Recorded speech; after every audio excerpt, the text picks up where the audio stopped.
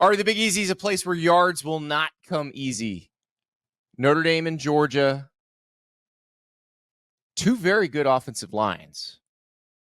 Two teams that they have good defenses. They can turn you over, but every once in a while you can run a little bit. I feel like this is a Spider-Man meme game. This is like you look just like me. You know, here's the thing that I think is interesting because you did write that, or a version of that off the game in South Bend on Friday night, and I found it interesting because how long has Notre Dame been waiting to be the Spider-Man meme with Georgia? To be compared to somebody like that. They have, it would not be accurate. And I know there are people who watch that going, you're insane. How could you possibly think this? Maybe. But when I look at those two teams play, they look pretty similar. Now, Notre Dame was hoping that would be the fact when Georgia national title Georgia. Favorite. Yeah. So exactly. I think part of it is Notre Dame improving, and part of it is Georgia kind of coming back down to reality a little bit. Right. But you know, the fact is it doesn't matter how good the best team is in the year that you're the best. You right. know what I mean? Like that's exactly. It doesn't matter. So, like from this standpoint, this is a huge opportunity for Notre Dame to shut people up. I mean, like there's no other way to say it. Yeah. So it's like even like you like doing the Spider-Man meme thing with Georgia, you'll have a large contingent of people who are on the other side of the screen right now yelling, but they lost to NIU. Like they will not be able to escape that. And the only way that they will is to beat this team or to at least play with this team. But I don't even know if there's a moral victory here. There's no moral victories anymore for Notre Dame. Notre Dame's supposed to be competitive for national titles. I think Marcus Freeman has recruited in a way that makes that possible. But that's the question. This is the thing this game will answer, is where is their depth? Are they capable of going toe-to-toe with a team like this in a game with stakes like this? Because that's what Notre Dame's not been able to do for a long, long time, really since Lou Holtz was the coach. So this is the next step game. And look, we said when they beat Indiana, it's a big deal. It's a playoff win. But this is the one that will tell us whether they have arrived as national title contenders or not. Yeah. I think it's a big deal in the symbolic sense. It's not a big deal in terms of reputation for them. Like it or not, beating Indiana isn't going to be changing the casual fan's mind of how good this team is. But I think that looking down at the screen here and looking at that spread, I think that's all you really need to know about this. We're going to a neutral site game that's much closer to Athens than it is to South Bend. And, you know, the spread is less than a field goal. So I think that this Notre Dame team has enough. I think Jeremiah Love, the running back, is one of the best, most underrated players in college football. I think their lines are very good. That matches well up with Georgia. I think how often do you have a game where the other team's running backs you feel like are better than Georgia's? Not often. And here's another thing. When's the last time Notre Dame had a case that their receivers are better than Georgia's? Wow. Like, I mean, and that's not well, I mean, last year they didn't have much of a case that their receivers were better than anybody's. They have really improved that. Now, that again, room. Another case of Georgia coming back down to earth a little bit because Brock Bowers and Ladd McConkey are no longer on the team. But Notre Dame's receivers are probably comparable, I would say, to Georgia's. I don't know that Georgia has a receiver out there that's going to be, you know, in the same conversation with a Ryan Williams or someone like that. Yeah. So, you know, I think that Notre Dame has an opportunity here, whether it's because they have ascended into greatness or if greatness has ascended back down to normalcy. But that doesn't matter. There's the context that is irrelevant. What's relevant is whether or not on the same field, on a neutral field in the South, Notre Dame can go down there and show the entire country that the NIU game was more of a blip on the radar or a lack of preparation or not taking an opponent seriously rather than an indication of who they are as a team roster-wise. While we're comparing positions, who's got the better quarterback in this game? I think it's Notre Dame, right? I think it's a question right now, right? Right, because we don't know about Gunnar Stockton yet. Yeah, we can't possibly choose Gunnar Stockton in that scenario. And also, too, now that they're in the playoff and Riley Leonard has had some time to recover from the injuries that he's suffered from, like battering ram time. Right, like, right. I mean, like, Riley Leonard was a guy who was not fully healthy during spring practice, probably wasn't quite fully healthy at the beginning of the season.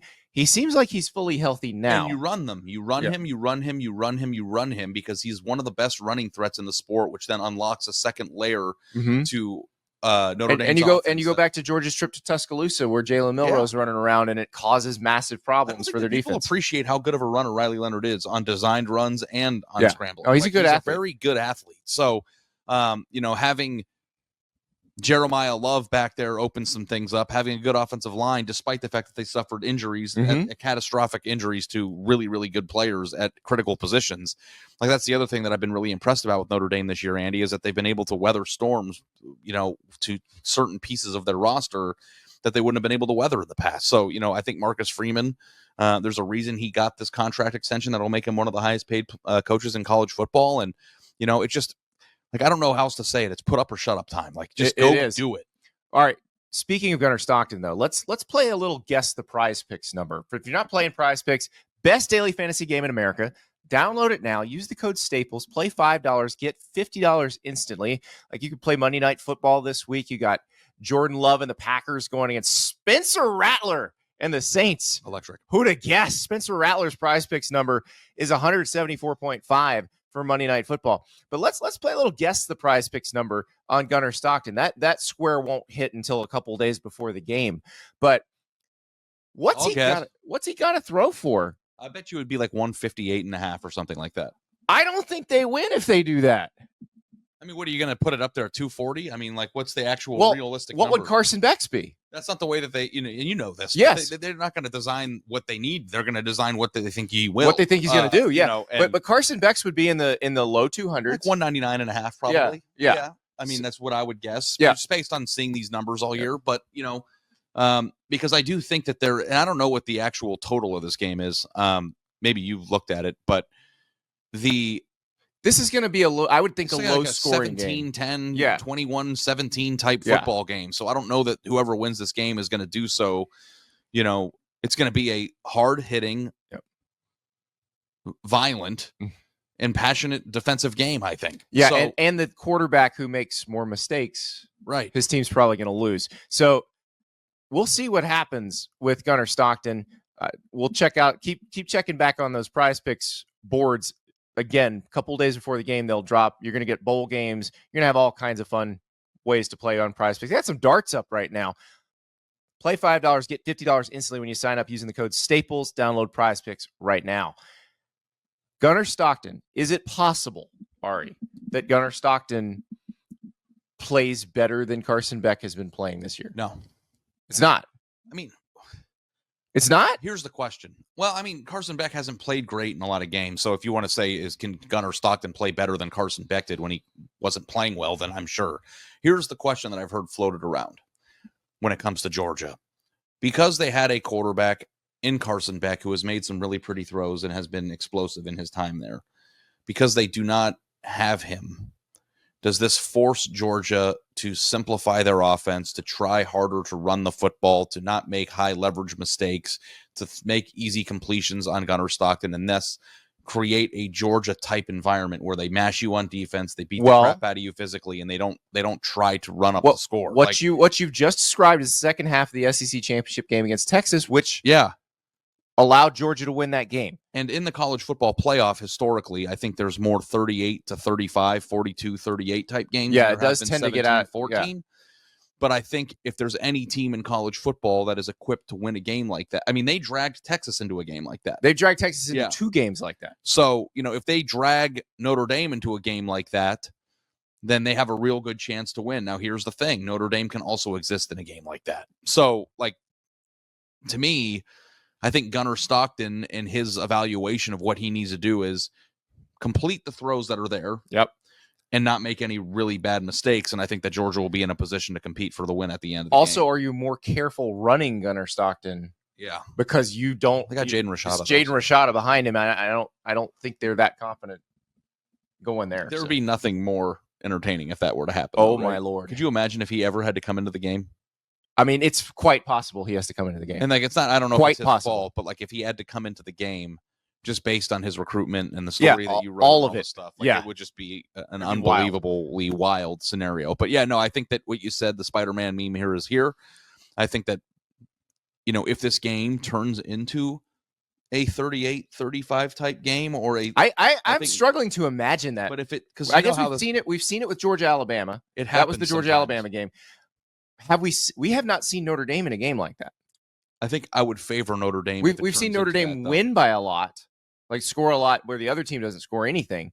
But we haven't seen Notre Dame play in a game where somebody could score with them. We are also 48 hours removed from watching Jeremiah Love break a 98-yard touchdown run. So, like, it's not like it has to be against a Big Ten team. I don't care if it's Indiana. That's 98-yard touchdown run is hard. Which was, at the time, the shortest touchdown in college football playoff history. 12-team college football. Yeah. But yeah. It was the shortest touchdown in a home game in the college football playoff for about 5 minutes. Yeah, that's funny. But yeah, no, this game is super intriguing, and I think that football games can be intriguing for multiple reasons, Andy. One could be just because you're excited to see what the game looks like, but two, from a narrative standpoint, from a reputation standpoint. Like, I don't know that, I mean, outside of Ohio State, which maybe got the monkey off its back a little bit in the win over Tennessee, I don't know that there's a team in the college football playoff that has any more to prove. If Georgia loses, they don't have to prove anything. If Oregon loses, they don't. There's no pressure on Kirby Smart here. Like, Kirby Smart's won 2 national titles in the last 3 years. This is a different situation. This is not his best team. Like, we know that the 2 teams that won national titles are better than this version of Georgia. Yeah. That said, in this environment, in this format, this version of Georgia can still win the national championship. And I think that's what makes this the most interesting. So we will find out when one Spider-Man is pointing at the other Spider-Man in New Orleans, but maybe they're both just pointing at Koshan Butcher. Maybe one's to go get that pork belly sandwich. Maybe one's Batman. Comics. He doesn't know anything about this stuff.